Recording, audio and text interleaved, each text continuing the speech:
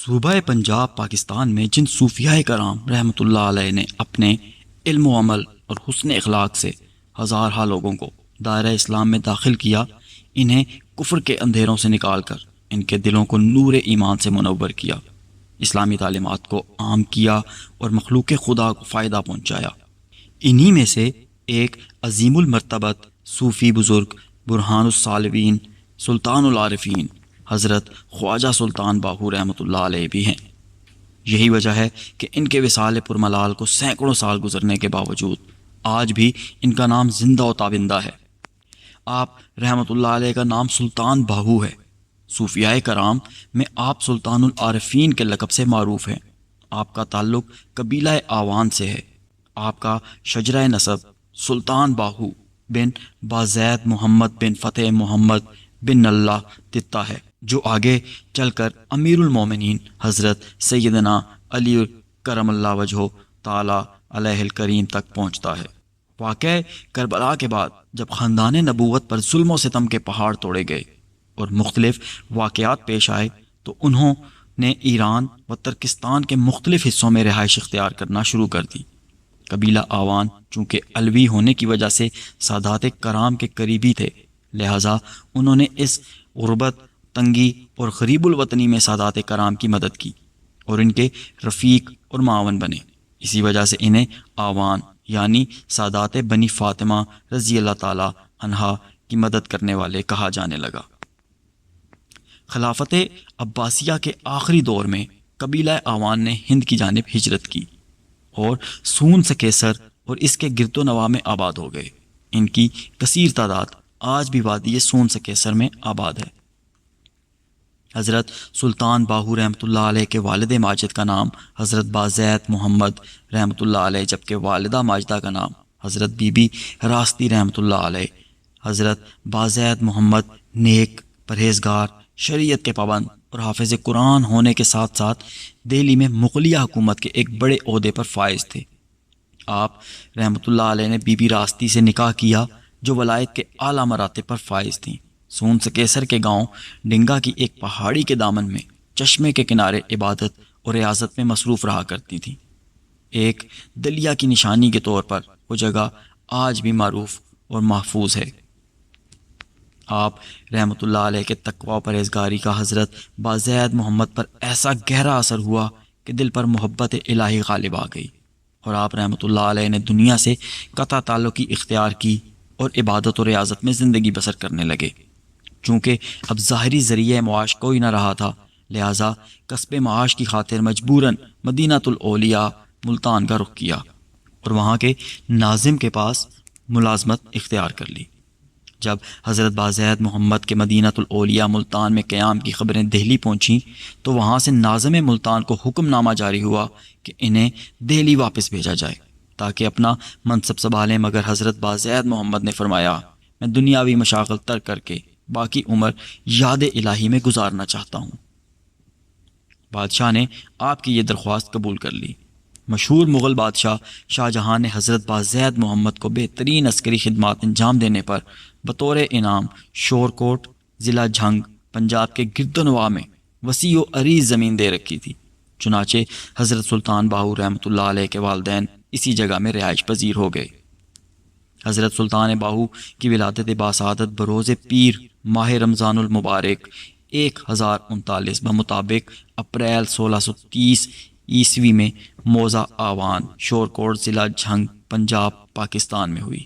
والدہ ماجدہ حضرت be be راستی رحمۃ اللہ علیہ کو حضرت سلطان باہو رحمۃ اللہ علیہ کی پیدائش سے پہلے ہی الہام ہو چکا تھا کہ ان کے شکم میں ایک ولی کامل پرورش پا رہا ہے۔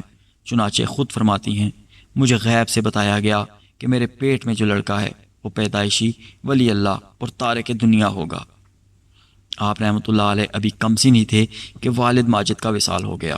آپ رحمۃ اللہ علیہ کی ابتدائی تعلیم و تربیت آپ کی والدہ ماجدہ نے بحسن خوبی فرمائی۔ آپ رحمۃ اللہ علیہ کی شیر خواری کے دنوں میں جب رمضان مبارک آتا تو دن بھر والدہ ماجدہ کا دودھ نہ پیتے اور افطار کے وقت پی لیا کرتے۔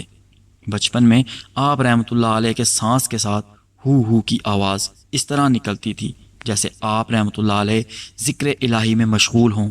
آپ رحمۃ اللہ علیہ نہ تو کھلونوں سے کھیلا کرتے اور نہ ہی بچوں کی طرح دیگر مشاغل اختیار فرماتے۔ آپ رحمۃ اللہ علیہ نظریں جھکا کر چلا کرتے۔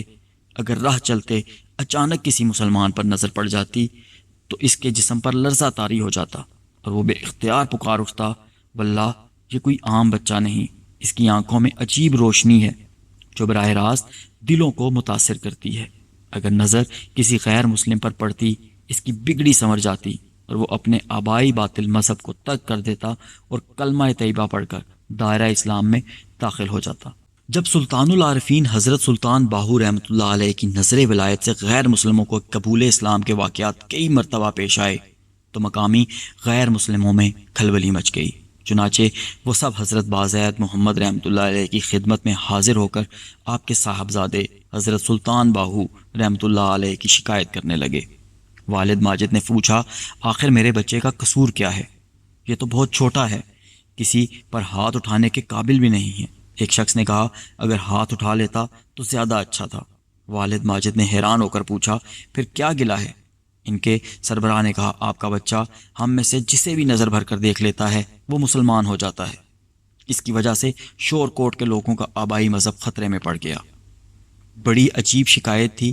والد ماجد کچھ دیر تک سوچتے رہے، پھر فرمایا، اب تم ہی بتاؤ کہ میں اس سلسلے میں کیا کر سکتا ہوں؟ کسی کے مذہب تبدیل کر لینے میں میرے بیٹے کا کیا قصور؟ کس طرح اسے نظر اٹھا کر دیکھنے سے باز رکھ سکتا ہوں؟ سربراہ نے کہا، قصور تو بچے کی دائیا کا ہے جو اسے وقت بے وقت بازار لے جاتی ہے۔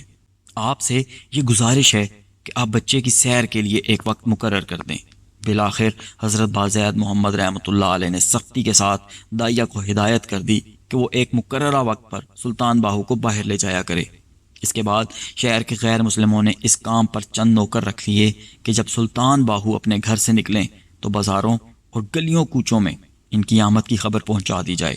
لہٰذا جب نوکر خبر دیتے تو غیر مسلم اپنی اپنی دکانوں اور مکانوں میں چھپ جاتے۔ تحصیل شور کوٹ، ضلع جھنگ، پنجاب، پاکستان سے کئی میل دور کسی علاقے میں خاندانی رئیس مفلس تنگ دست ہو گیا۔ اس نے ایک مقامی بزرگ سے اپنی مفلسی و تنگ دستی کی شکایت کرتے ہوئے اپنی حالت زار سے اس طرح بیان کی کہ حضور، اب تو اکثر فاقوں نے گھیر رکھا ہے، دروازے پر قرض خواہوں کا ہجوم رہتا ہے، مفلسی کی وجہ سے بچوں کی شادیاں اور دیگر ضروریات کی ادائیگی مشکل ہو گئی ہے، سمجھ نہیں آتا کیا کروں، کہاں جاؤں؟ بزرگ نے فرمایا، درائے چناب کے کنارے شور کوٹ جاؤ، وہاں سلطان العارفین حضرت سلطان باہو سے اپنی مشکلات بیان کرنا۔ جب اس شخص کو امید کی کرن نظر آئی تو اپنے چند دوستوں کے ساتھ سفر کر کے شور کوٹ پہنچا۔ آپ رحمۃ اللہ علیہ اس وقت اپنے کھیت میں ہل چلا رہے تھے۔ یہ دیکھ کر وہ شخص سخت مایوس ہوا اور سوچنے لگا کہ جو آدمی خود مفلسی کا شکار ہے اور ہل چلا کر اپنی گزر بسر کرتا ہو، وہ بھلا میری کیا مدد کرے گا؟ یہ سوچ کر جو ہی پلٹا تو کسی نے اس کا نام لے کر پکارا۔ وہ حیران رہ گیا، یہاں تو میں اجنبی ہوں، پھر مجھے میرے نام سے پکارنے والا کون ہے؟ پلٹ کر دیکھا تو حضرت سلطان باہو اسے بلا رہے تھے۔ جب اس نے یہ ماجرا دیکھا تو دل میں امید پیدا ہوئی اور فوراً آپ رحمۃ اللہ علیہ کی بارگاہ میں بادب حاضر ہو گیا۔ حضرت سلطان باہو رحمۃ اللہ علیہ نے فرمایا، تم نے سفر کی تکالیف اٹھائیں، اتنا فاصلہ طے کیا، پھر بھی ہم سے ملے بغیر جا رہے تھے۔ اس نے گریہ ازاری کرتے ہوئے اپنی خستہ حالی کی داستان سنائی۔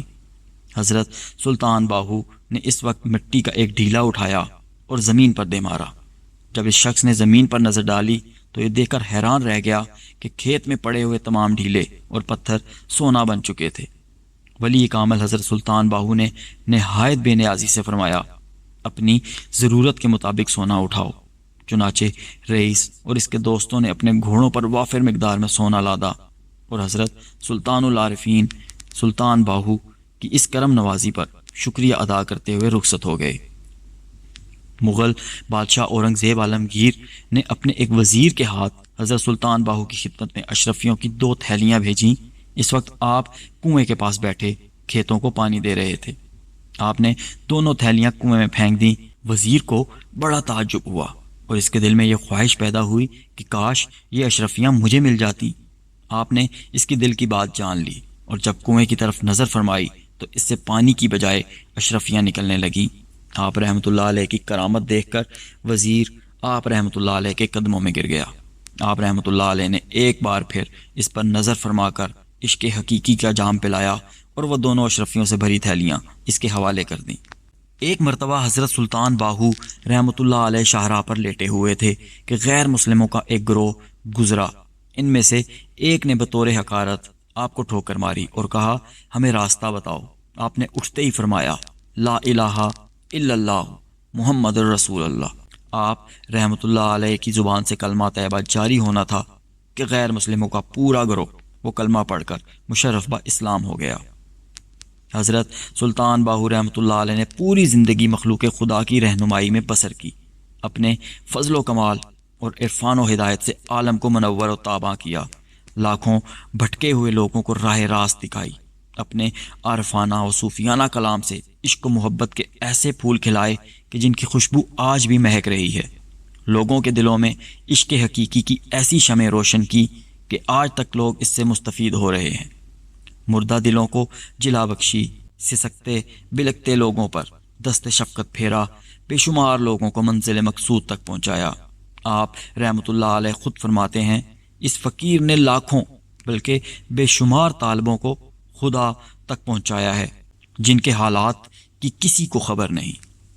حضرت سلطان باہو رحمۃ اللہ علیہ کا انداز تصوف جدا گانا اور انمول ہے۔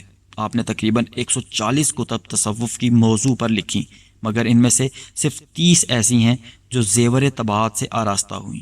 اس وقت جو کتب اصل یا تراجم کی صورت میں شائع ہو چکی ہیں، ان میں سے چند کے نام یہ ہیں: عقل بیدار، ابیات سلطان باہو، عین الفقر، مفتاح العارفین، محبت اسرار، عین العارفین، شمس العارفین، گنج الاسرار۔ ان میں پنجابی آبیات کو نمایاں حیثیت حاصل ہے۔ جب تک فارسی کی تصانیف تراجم یا مخطوطات کی صورت میں منظر عام پر نہ آئی تھیں، آپ کی وجہ شہرت بطور صوفی شاعر آپ کے یہی ابیات تھے۔